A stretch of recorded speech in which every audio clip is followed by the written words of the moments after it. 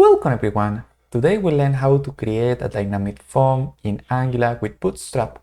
So go to VS Code and create a new Angular application. Type ngn in the Angular CLI to create a new application. Define the name. I will inline styles, skip test and select the defaults for simplicity. Execute the command. Now open the containing folder. For this demo we'll install Bootstrap as the CSS framework. So open a new terminal, go to the Bootstrap documentation, copy this command to install Bootstrap, execute. Now go back and go to documentation, we'll add the CSS and JavaScript references. So copy the first link in the head section from the index.html. So go to that file and add the link and copy the script in the body section. Let's save it. The next step is to add the data model to build this dynamic form. So for this demo, we'll create a new data model. We'll simulate that we have a company with multiple locations and each location has multiple phone numbers. So open a new terminal, go to the add folder and let's create a new interface called company. Go to this interface and define the properties we'll use in this demo. The first one will be the name of the company, the locations, which is a new array. Define this location DTO object. So for the location, we'll have the city, country, street address, and finally a list of phone numbers. And this will also be an array. So define this interface. So each phone has code and number. So this is the data model we'll use in the dynamic form.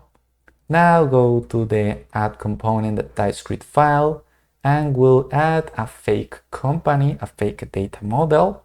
So we have a simple data model with name, locations, phone numbers. Now go to the main HTML. Remove the sample code, we'll create a new HTML form. So for this demo, we'll use this simple form. We'll use an accordion component from Bootstrap to expand or collapse locations. So as you will see, we have the company name, we have the accordion item. So in the header, we'll show the location number and we have a button to delete a location in this header. Then we have the accordion body with the multiple form controls. We have the input for the country, the city, street address, and we have a phone section to add the phone numbers with the code and number form controls. We also have a delete button to remove a phone number and an add button to add phones. And finally, we have a button to add locations and a button to submit the form. So scroll up. So the next step is to transform this HTML form into a dynamic form. So let's add a new for block to iterate over the locations. So we'll access the locations from the company. We'll use the index for each location. We'll close this for block based on the accordion item. Let's expand it out. And here it's important in the accordion header, in the button to expand or collapse, to define this target attribute as dynamic based on the index. So we'll transform this collapse attribute and pass the index. So we'll associate this target, this index, in the ID from the div that contains the accordion body. So it will be the same to expand or collapse a particular location. Let's scroll down, and to apply two-way binding, we'll use the ngModel directive for template-driven forms. So go to TypeScript file and import the fonts module and add the ngModel directives for each input form control. So the first one will be the country. It's also important to define the name attribute of each input control dynamically based on the index. Do the same for all the inputs. For the city, street address, and don't forget to update the name attribute. In the phone section, we'll add a second for block to iterate over the phone numbers for the location. So add a new for block, which is phone based on the location that phone numbers, and close this phone block. Similarly, we'll copy the ng model directive for the code and the number properties. I will also need to modify the name attributes for the form controls. And that's it. We have a dynamic form. So save it, open the first terminal and we'll serve the application. Clear the console and type ngs to serve the application. Open the Angular application. As you will see, we have the company name. We have the first location, which is the single location we have in the company. As you will see, we're using this accordion component from Bootstrap. We have some buttons to delete a location, to add a location, to add or delete a phone number. In the location, we have the country, city, street address. So this is the dynamic form. Now go back and add or delete form elements dynamically. So let's scroll down and start by adding a new location. So for this button, we'll add a new click event. We'll call a function add location. Declare this method, go to the TypeScript file, and for the company, we'll add a new empty location. So call the post function, create a new location with empty parameters, save it, go back to the HTML, and create a new function to add a new phone number in a particular location. Create the click event and add the function. We'll pass the corresponding location, declare a method, go back to the TypeScript file. Let's rename this parameters location. So we'll call location.phonenumbers.push and add an empty phone number. Similarly, we'll add the delete functionality for locations and phone numbers.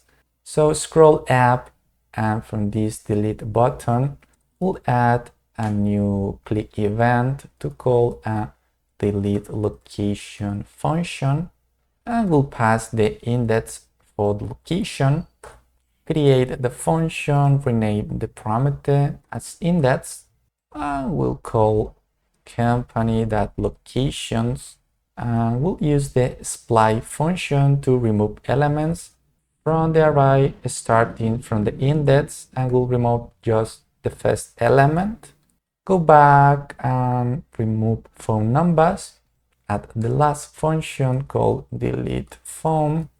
For this, we need to know the location and the index for the phone number.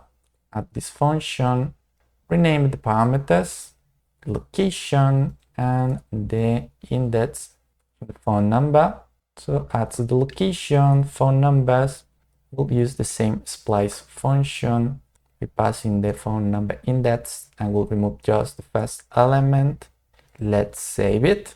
The final function we'll add is to submit the form and to see the changes to the data model, because we're using the two-way binding that reflects the changes from the HTML form in the data model and vice versa.